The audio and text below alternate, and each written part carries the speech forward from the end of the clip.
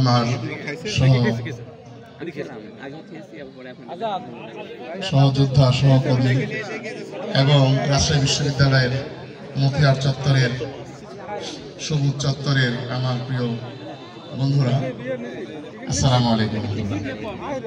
আল্লাহ শুকরিয়া আদায় করছি, আমরা একটি মিলন মেলায় একত্রিত করেছি। আমরা নাটোরবাসী, আমরা নাটোরের উত্তর জনপদের একটি পশ্চাৎপদ একটি জনপদের নাম চলতেছে বক্তব্য। বিশাল ইতিহাস রয়েছে নাটোরের, শুধু ইতিহাসই রয়েছে, কিন্তু এর কোনো বাস্তবতা, এর কোনো উন্নতি এখনো ঘটে নাই।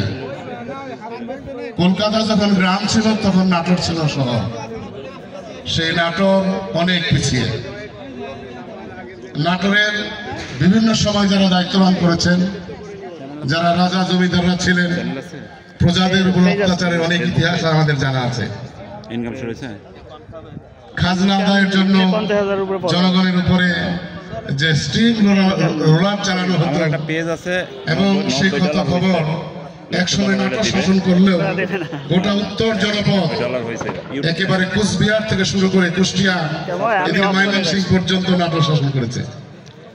আমরা শাসন করেছি, দেশের জনগণ শোষিত হয়েছে, নাটোরবাসীর উন্নতি হয় নাই।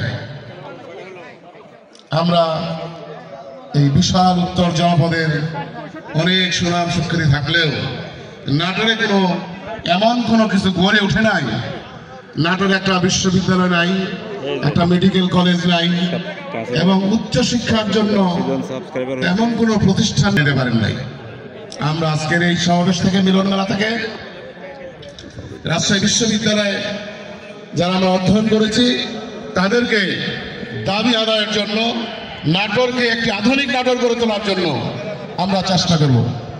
এখনো নাটোর পৌরসভা ছোট্ট একটা পৌরসভা, এই পৌরসভায় এমন কোনো উন্নতি ঘটে নাই, এমন কোনো আমরা দেখেছি অনেক উপজেলা পর্যায়ে, এই যে বগুড়া শেরপুর উপজেলা পৌরসভা যা আছে আমার নাটোর জেলায় তা নাই। আপনি গিয়ে দেখবেন পৌরসভায়, বগুড়া শেরপুর পৌরসভায় অবকাঠামো যা আছে, বিল্ডিং যা আছে, রাস্তাঘাট যা আছে, আমার নাটোরে তা গড়ে ওঠে নাই। যারা নাটোর শাসন করেছেন, নাটোরে দায়িত্ব পালন করেছেন, এমপি হয়েছেন, মন্ত্রী হয়েছেন, কেউ গড়ে তুলেছেন লালপুরে স্টেডিয়াম, কেউ গড়ে তুলেছেন গুরুদাসপুরে পলিটেকনিক, কেউ গড়ে তুলেছেন সিংড়া বিলের মধ্যে আইসি ভবন, আবার কেউ